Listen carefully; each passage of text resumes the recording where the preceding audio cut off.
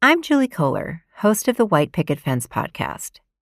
If you've read the opinion section of any newspaper lately, you've probably come across think pieces panicking about falling marriage rates. They make sweeping claims that getting married will make you happier, healthier, and wealthier. Some even say that getting married is a way to stick it to the elites. I'm not so sure about that. This season on White Picket Fence, we're examining the current marriage panic. We'll go beyond the rosy sheen of love and commitment and expose the darker side to all of this marriage talk and explore what becomes possible when we broaden our imagination around what relationships can look like. Listen and subscribe wherever you get your podcasts.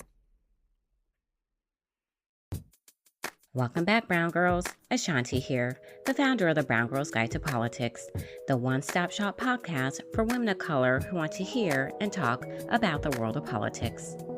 As we continue with our collaboration with She the People, we are highlighting women from their 20 Women of Color to Watch in 2020 list. These are all barrier-breaking women who are changing the political landscape this year and beyond. Meet Kabzuag Vaj, the co-founder and co-executive director of Freedom Inc., an organization working with low to no income communities of color that focuses on ending violence against women and youth. Freedom Inc.'s model is all about meeting people's basic needs. I am really excited to talk to you today, so let's dive right in. One of the things that you say is that you are a strong believer that those who are most deeply impacted must be at the forefront of the movement. What made you want to get involved and do the work that you're doing today? So I came to this country as a refugee child. And when we came to this country, growing up, we had a lot of different organizations that helped us to resettle as refugees. And as a teenager, I quickly realized that those organizations and other mainstream organizations really didn't have what I needed to become my full self. And then I was also living through a lot of strict gender roles within my own family. Typically, one of the examples I always give is during that time, we would have all the women would do the cooking and the men would eat first. And then, I saw that as a pattern. And even at 14, 15, I didn't really know what I was experiencing, didn't have language for gender injustice, but I felt it. And I felt how unjust that felt. And so I just remembering myself doing things to offset that. For example, I use this example a lot, but when we would have family feasts or family gatherings, I would steal a plate and go into the kitchen and eat first. And, it became this symbolic way of equalizing out the injustice. So I use that example a lot because even as a young teen, not having terminology, not having analysis, I knew what injustice felt like. And so that was my way of equalizing out the injustice that I felt. And I wasn't doing it only for myself, but I was I'm eating for my mom, for my sisters, for my aunties, and really feeling that. And so at a very young age, I felt like I needed to create something for myself, even without terminology, having that understanding. And then on top of that, I grew up always thinking, not really looking for leaders and leadership outside of myself and my family, because there was none. It wasn't I could look up to, because our community was so new in the U.S. So it wasn't I could look up and find a Hmong woman leader that I can look up to and be oh, I want to be like her. My examples of strong female leadership was my mom and the aunties around me. But even then, they didn't have opportunities for the analysis, the feminist analysis, and how to live out their feminist selves. They were really strong, but I didn't have that. I always knew that I wanted to create an organization or a place for myself where I wanted to live in. What would a world that I want to live in look like? And so this whole most impacted really came from this idea of basically who knows best how to serve and how to find solutions for their own problems. So I really always thought that the best solutions came from within the people struggling, myself at that time, and that we were our best resources, and that if people just invested in us instead of coming to save us, that we would come up with the best solutions. And so that really came, I mean, of course, as I got older and did movement work, as you all know, that's one of the cores to building grassroots feminist movements, is that those most impacted must lead. But I think I always felt like the solutions and the resources and the I that we had it within our own community, and we had it within our own selves, and that we had the best solutions. And so I think, even like I said, without the terminology and the analysis, like I always knew that the solutions would come from the community and the people struggling the most, because we know what we need to be free. And that also like translate into how I do my gender justice work or domestic violence work.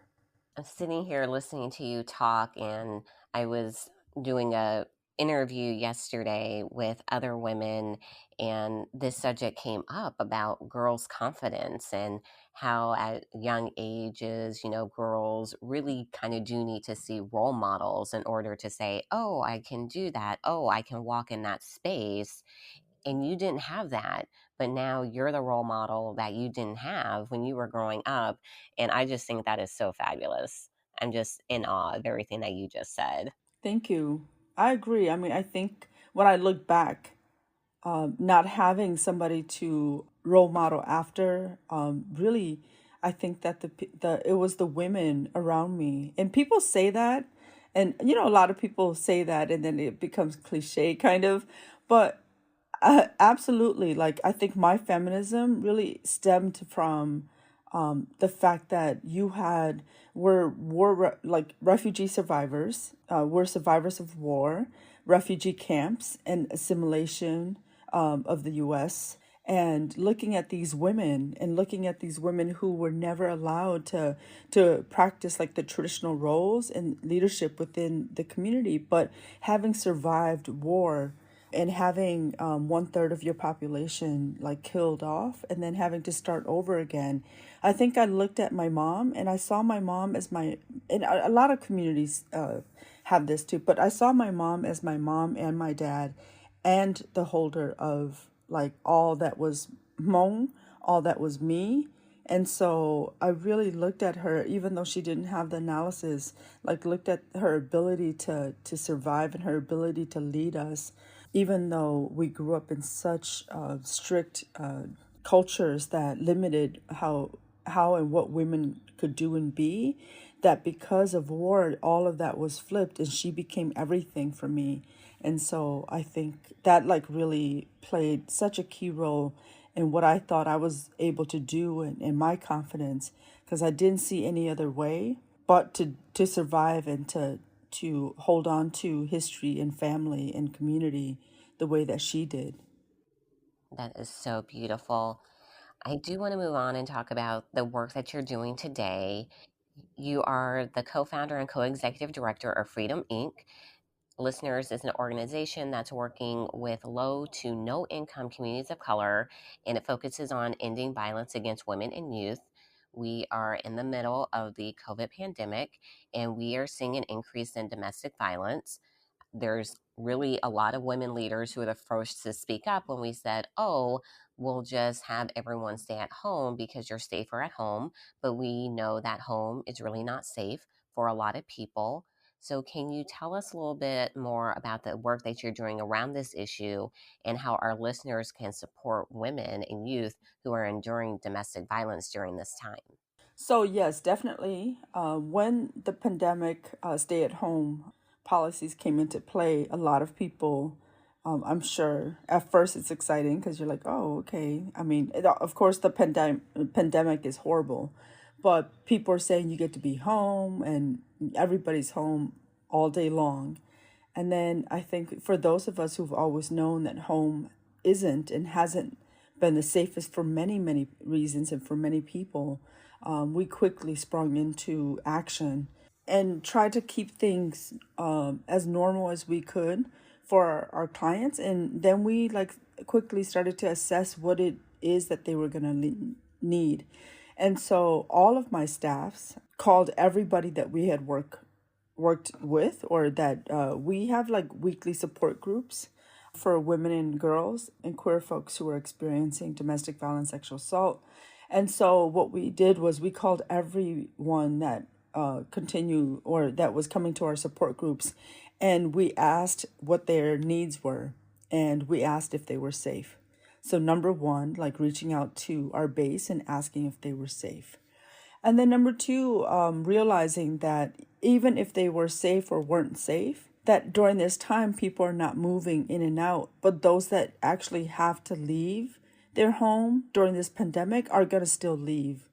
And so it wasn't like we all could just stay home and not do anything. If somebody actually needed to find emergency shelter, that our advocates actually still had to work and find emergency shelter. So it wasn't like you could just stay home and not do anything. We would have to put up women and children and their families into hotels or still find housing for them. And then the other thing that we thought about was if the wives or the mothers, in this case, or partners, were in living and surviving domestic violence, we then also assumed that the children would also be surviving some sort of violence at home. And so we quickly started up a youth helpline so that young people can reach out, because we often know that it's not enough to just talk to the adults who are being harmed in the family, but that teens also needed a place to report and to also reach out for help if they needed that. On top of that, we also knew that mothers and caretakers and folks in the household who were taking care of children would need additional support, just because what we were seeing with a lot of our own staffs who had children, that this distance learning was spotlighting a lot of the failures that the school district or kids of color not being able to read to this grade level or that grade level really was spotlighted during the distance learning. Because then you had teachers who were sending out like 10 emails. And what 10-year-old, what 9-year-old, what parents who don't read and write English is going to look at those emails? And so we quickly saw all the holes in how our people weren't learning or learning. And so I think that that's been one of the most devastating things to try to figure out. And we're still trying to figure out how are we going to, number one, close that gap in distance learning or in learning for our kids, so that when they return in the fall, they can at least catch up a little bit. And then number two, how do we push back and say this is actually not distance learning, that there has to be another way for kids to learn and to be, that their learning has to be different. And so, but I'm bringing that up because in addition to the violence that the kids are experiencing at home, or the domestic violence and sexual assault that they're experiencing, like we also know that now they're being pressured to learn on their own. So all of these things, I think, quickly came into our minds and came into play, and then we're trying to figure that out. In addition to that, then you have like the women who are and caretakers who are at home, but are providers for the family, and a lot of them are essential workers. And so having to leave, and we have a lot of families with mixed families with adults who are not their biological relatives in the household. And so really having to figure out what safety planning looks like for kids who are at home. Of course, you all know, like, increases sexual assault. And so we've all also had to take that into consideration. So, that we've learned and that we're learning about the pandemic is that, number one, the domestic violence does not stop just because the pandemic is here and all of a sudden abusers or perpetrators are saying, wow, there's a global pandemic. No, domestic violence and sexual assault continue to happen in many homes. There's more access. And then in many homes that are struggling financially and emotionally without mental health services, it has spotlighted all the reasons why there is more domestic violence. But then because of what's happening. There's less resources to support the new changes in helping us secure safety and helping us decrease the stressors that are increasing domestic violence. Thank you so much for sharing that information. No, it's really important for us to talk about, and you really laying out the reality that, again, home isn't safe, and just really thank you for all the work that you're doing to help people during this time. There is no doubt that our democracy works better when more people participate in civic life and when our campaigns and nonprofits are powered by the people they serve. That's why ActBlue's online fundraising platform, which makes it possible for anyone to build a grassroots campaign or movement and give donors an easy and secure way to support their candidates and causes, is so incredible. ActBlue is a fundraising platform and nonprofit organization that makes it easy to give and to make your voice heard. They help thousands of Democratic campaigns, progressive organizations, and nonprofits build people-powered movements. Small dollar donors are more powerful than any mega donor. If you're a candidate or organization ready to build your grassroots fundraising program, go to actbluesetup.com. ActBlue's sponsorship of the Brown Girls Guide does not imply support for any candidate or committee. Working from home? Are you remote learning? Stay healthy, focused, and energized with fresh, delicious meals delivered straight to your door from Sakara. Grocery stores are crowded and picked over. You can stay home, stay healthy, and strengthen your immunity with fresh, delicious meals delivered straight to your door from Sakara. Sakara is a nutrition company that believes wellness begins with what you eat. Their signature nutrition program brings the transformational power of plant nutrition to your home in the form of fresh, plant-rich, ready-to-eat meals. Made with organic ingredients and powerful superfoods, each meal is expertly designed to boost immunity, improve energy, support gut health and digestion, and get skin glowing. From hearty salads and nutrient-dense granolas to savory flatbreads and seasonal fruit parfaits, their ever-changing menu of creative, chef-crafted meals makes clean eating delicious. All of Sakara's meals are 100% plant-based, gluten-free, dairy-free, and non-GMO. In addition to their delicious meals, Sakara also offers daily essentials like supplements and herbal teas to complete your wellness routine and support overall health and vitality. To boost immunity, try their best-selling daily probiotic blend or detox water drops with chlorophyll. And right now, Sakara is offering our listeners 20% off their order when they go to sakara.com/BGG or enter code BGG at checkout. That's Sakara, SAKARA.com/BGG to get 20% off your order. Sakara.com/BGG. Want to keep with the topic of COVID and unfortunately violence. We are seeing a lot of anti-Asian sentiment and racism. What advice do you have for our listeners about how they can stand with the AAPI community during this time? One of the things that I think this is really interesting is that if you really think about the Asian American community, you have such a huge spectrum of who is in that community, and that we are Asians, but there's so many different ethnic groups within the Asian diaspora. And so you have, and this is just an example of you have those who are recent refugees, who are immigrants, and you have people who've been here for 3-4 generations. And then you have people who are doing really well academically and economically, and then you have people who are struggling. So from East Asian families who've been here for 3 or 4 generations to who are often propped up as your model minority.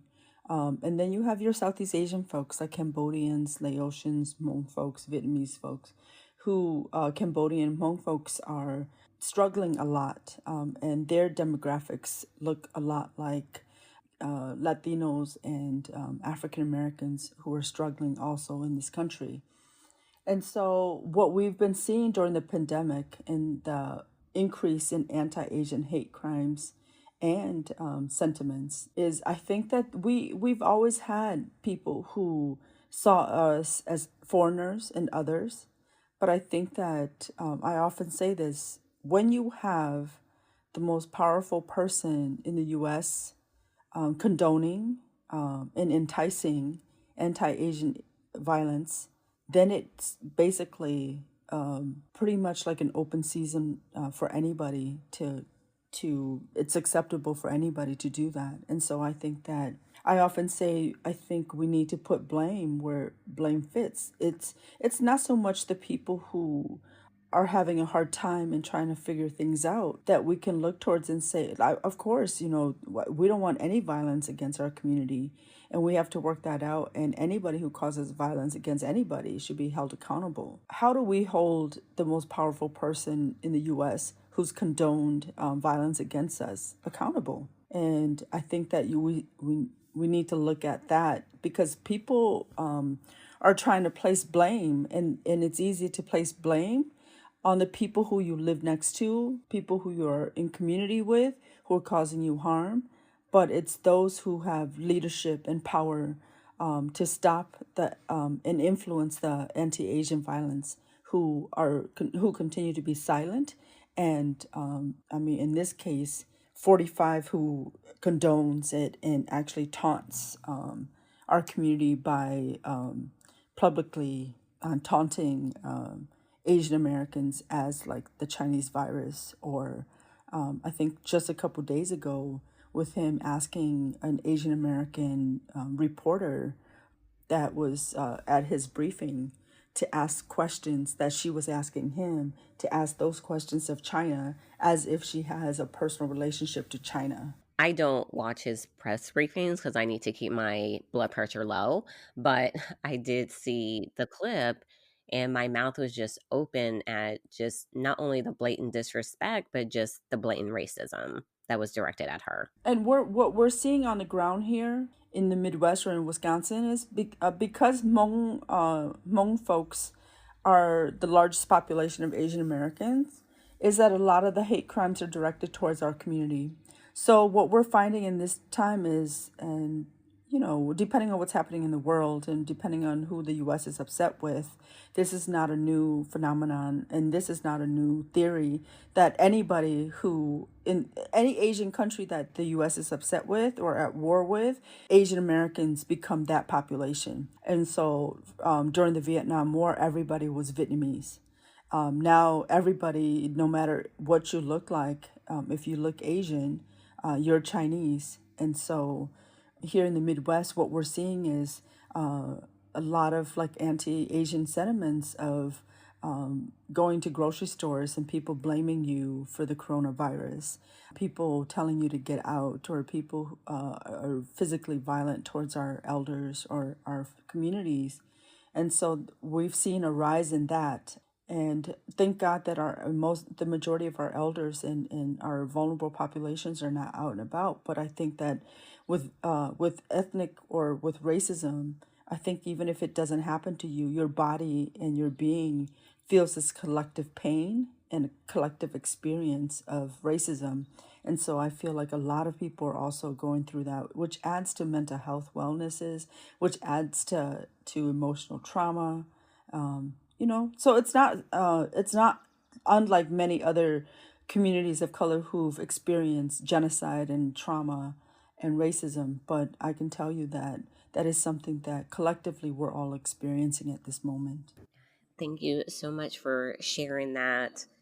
And yes, the times that we are living in with this man. Can't wait for him to go away. One of the things that we saw at the beginning was that these videos of violence enacted on Asian Americans, predominantly what was circulating in social media were these videos of Black people causing harm to Asian people. And so we quickly put out a request in our community to stop circulating those videos because, one, it doesn't reflect the anti-Asian violence that we've experienced in this country. The majority of the violence against Asian Americans has not come from Black Americans, number one. Number two, I refuse to silently allow people who never post anything positive about Black people to then all of a sudden be posting. The only thing they post about Black people are these videos, do you know? And so what that sends to the community is that, and already sending and contributing to a message that Black people are inherently violent, which is not true.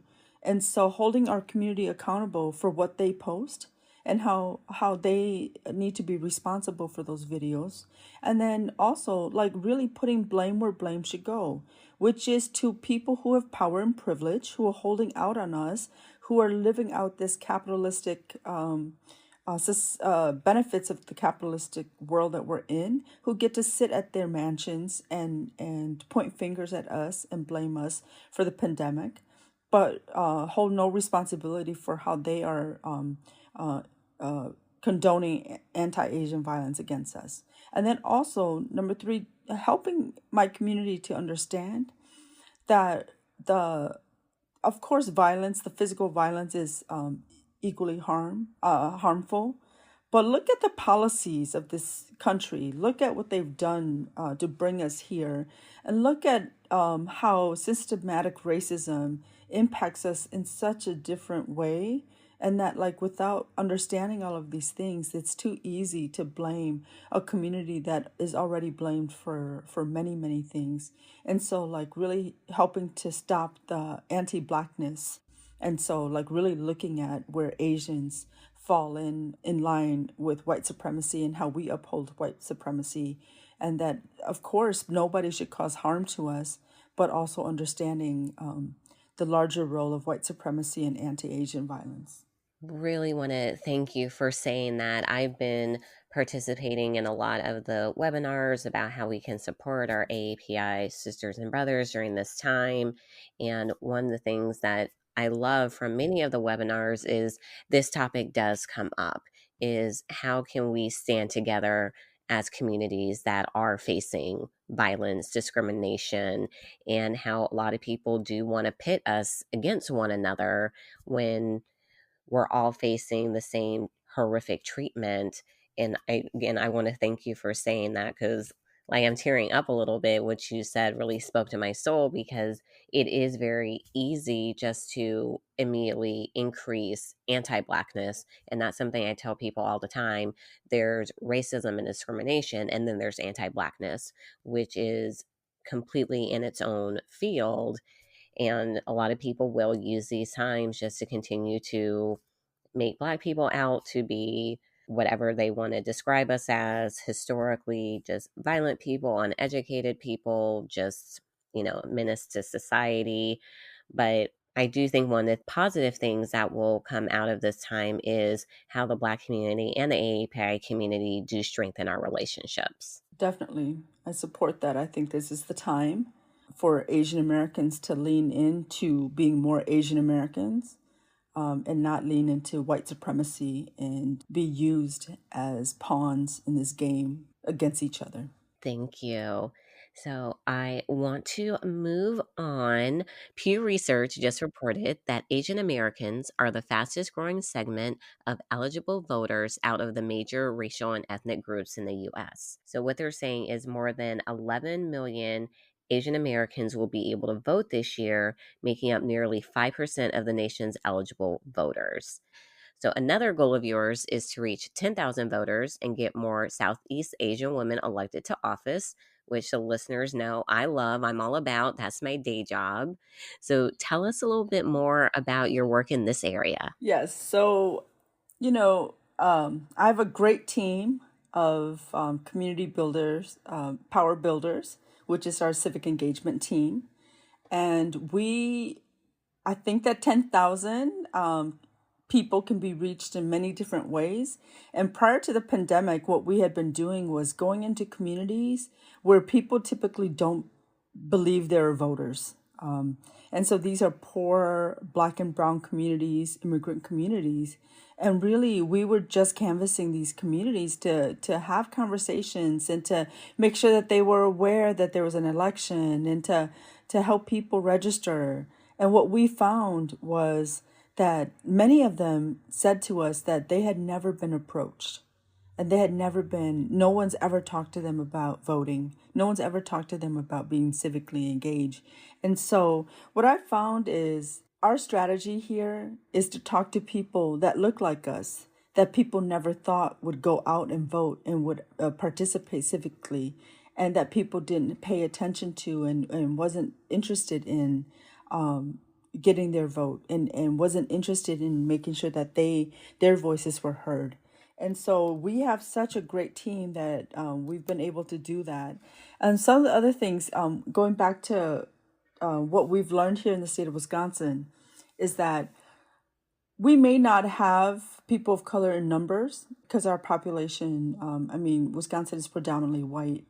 And so we've learned to work with allies, white allies, but we've also learned to work across different ethnic groups and different racial groups to come together. We've built a statewide network of Black and Brown organizations that are working to empower our communities to be more civically engaged.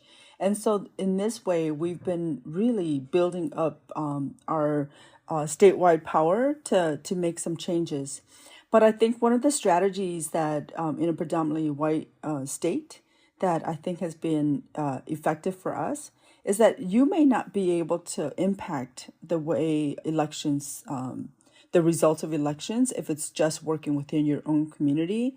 But what we've learned is, if that was the case and we were just trying to turn out Black and Brown voters, then I think that there's no way for us to win here because our numbers are so small. But the strategy here in Wisconsin is about changing the hearts and minds of allies. And it is about influencing allies to see and to vote the way that we think would most impact and support our communities.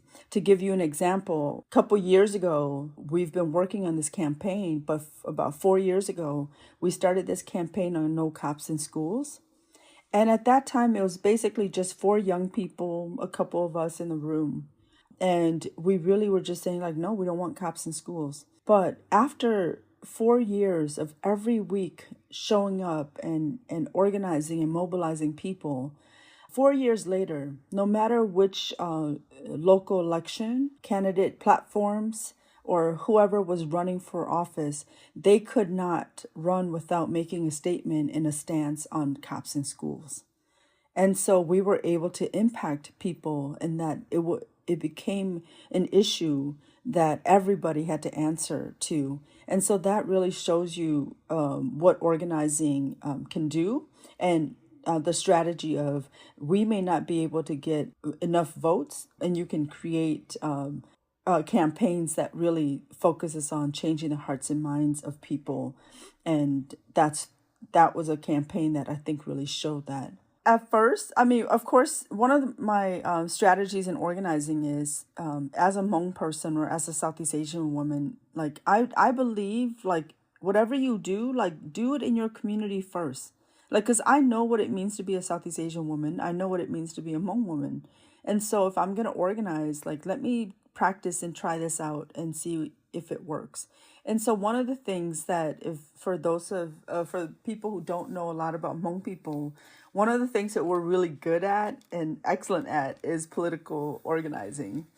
We can turn out votes, and we're highly organized. But also, my people like love politics because I think that we, as displaced and as minorities, from wherever we've been displaced. We have 100-year-old history of being displaced people from China moving to Southeast Asia and then moving to the U.S. And so I think that we've had to engage politically to stay alive. And so we've brought that with us to the U.S. And there's a lot of interest in the Hmong community to run for political office. And so since we started our program, our civic engagement program in 2016, we've been able to influence like at least 10 different women to run for office.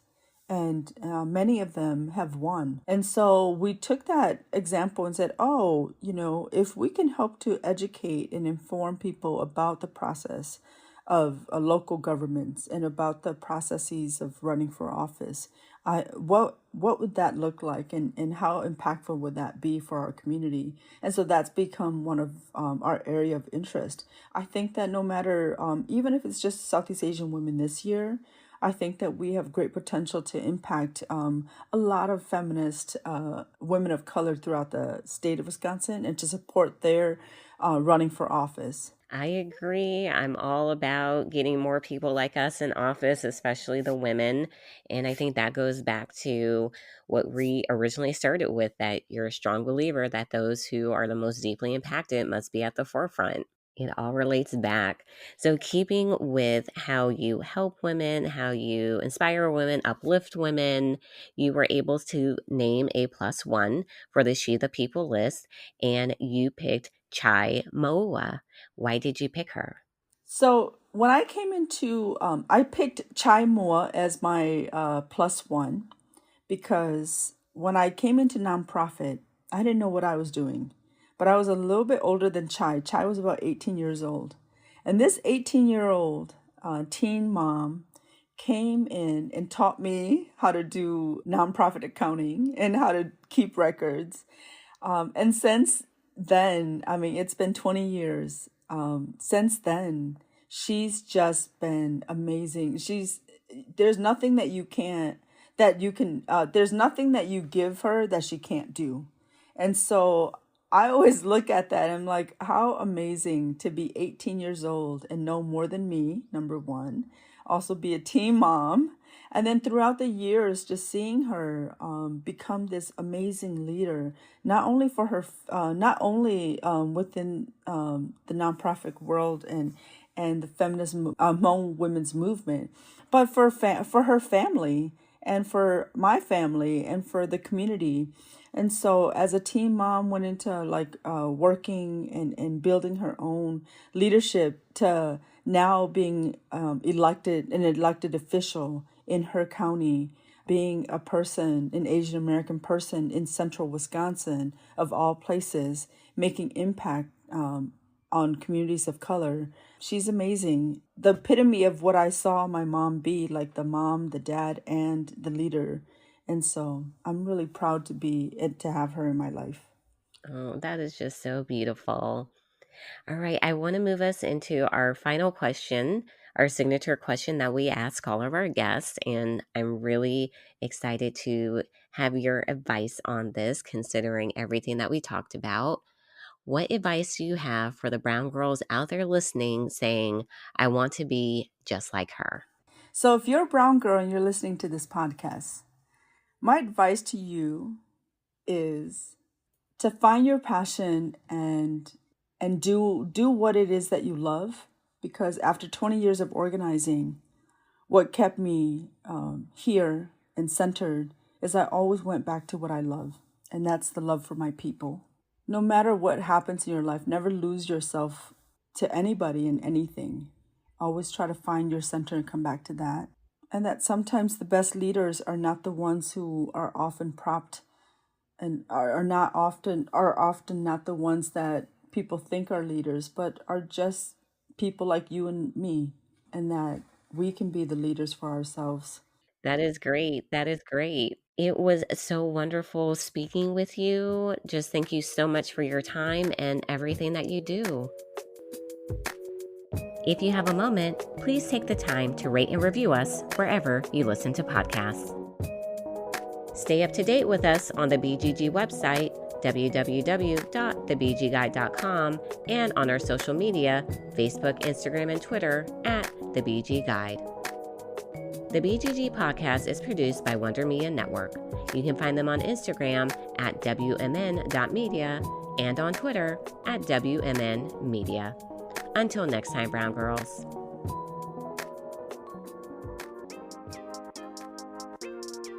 Ethnically Ambiguous is a podcast about the immigrant minority experience, but in a fun way. What does that mean? Your hosts, Iranian-American Anna and Syrian-American Shireen, walk you through being a modern Middle Easterner in today's climate, but with a humorous twist. They discuss growing up with immigrant parents and also tell you stories from history that will help you make sense of all the news coming out of the Middle East. Their guests include immigrants and people of color to discuss their experience coming to or growing up in America. Some topics covered include discovering sexuality within immigrant families, being raised as an outsider, stereotypes about Middle Easterners that may or may not be true, representation in television and film, and more. Listen and subscribe on the iHeartRadio app, Apple Podcasts, or wherever you get your podcasts.